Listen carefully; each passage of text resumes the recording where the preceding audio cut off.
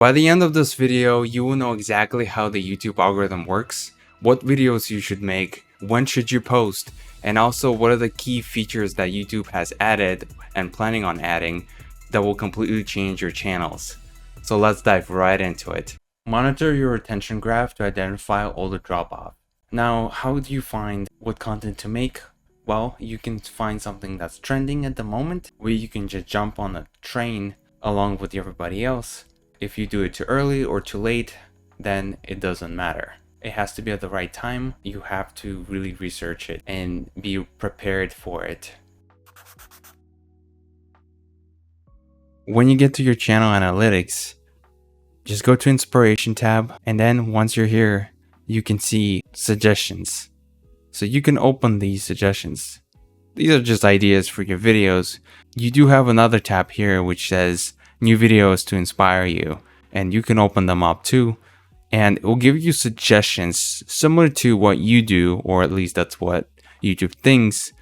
And let's say if something doesn't fit within what you do, you can just click on it and you can say not interested. And then let's say after you refresh, it will update. Now that it's updated, it will suggest something else that wasn't there before, and then you can go from there. Now, these are just inspirations. What I would actually do, I would go into search and I would find people with similar content but with different audiences. That's how I would make my content. I would make it so that I take viewers from all of them into my content. That's very similar to what they're used to watching, so it's very likely that they will like it. Take something that's applied in a different niche, for example, some kind of thumbnail style or a video idea, and you can apply it to your niche and to your audience. Because a lot of things are universal, and you can start applying these concepts. Something that works, let's say, in car videos will likely work in your niche. After doing some research, you can apply like a certain thumbnail style or just something that's visually appealing.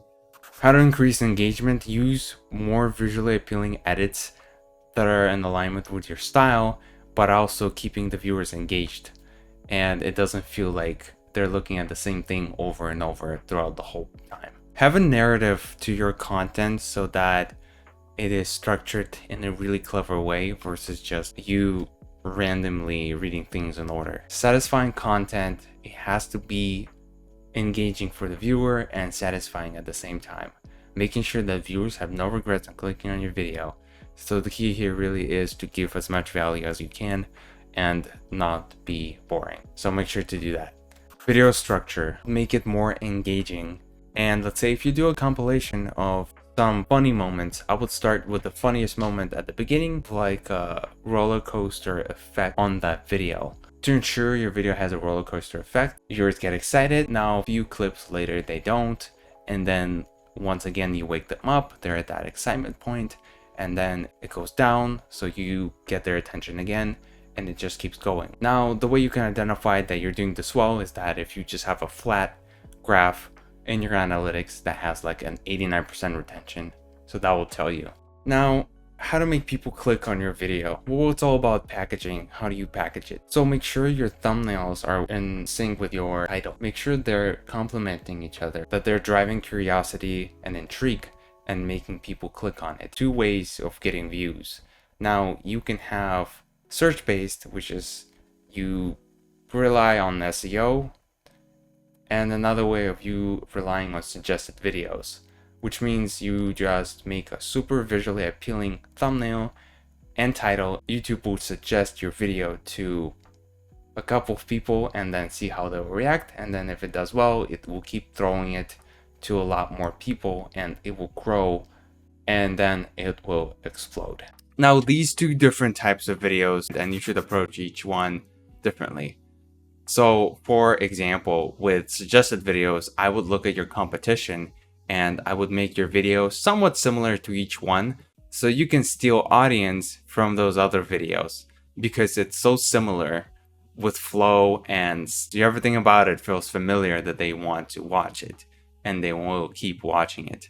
Keep that in mind. Now, moving on to search-based is usually you want to structure it so that you really give the viewer what they want and they're satisfied. So you want to focus on viewer satisfaction. So if there's a certain problem you're trying to solve, or let's say you're doing an editing tutorial and you're providing as much value as possible in just 30 seconds. Now, I do love those tutorials, save you a lot of time. When should you post your videos? Well, I would suggest posting at least 2 to 3 times a week.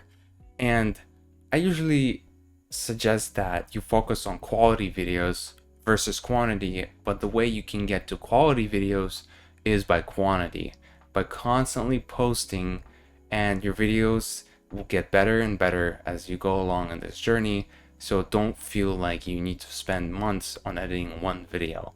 You just need to get as many videos as possible, but also trying to make them the best way you can. Make sure to put a lot of effort and time into your videos, but don't feel pressured into just not making as many videos as you could. For videos under 3 minutes, I would aim to have 80% retention. For videos that are 6 minutes, 75%, 10-minute videos, 60%, 15-minute videos, 55%, and 30-minute videos with at least 50% retention. Just look at where the drop-off is and try not to make the same mistakes in your next videos.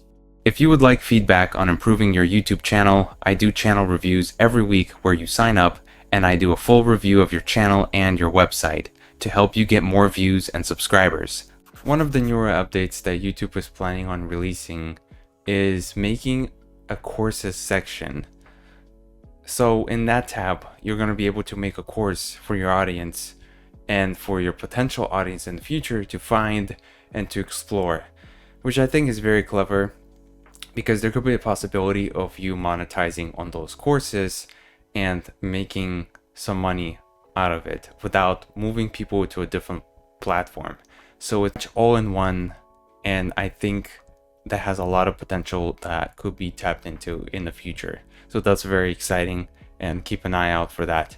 Thanks for watching. Don't forget to like and subscribe, and I'll see you in the next one.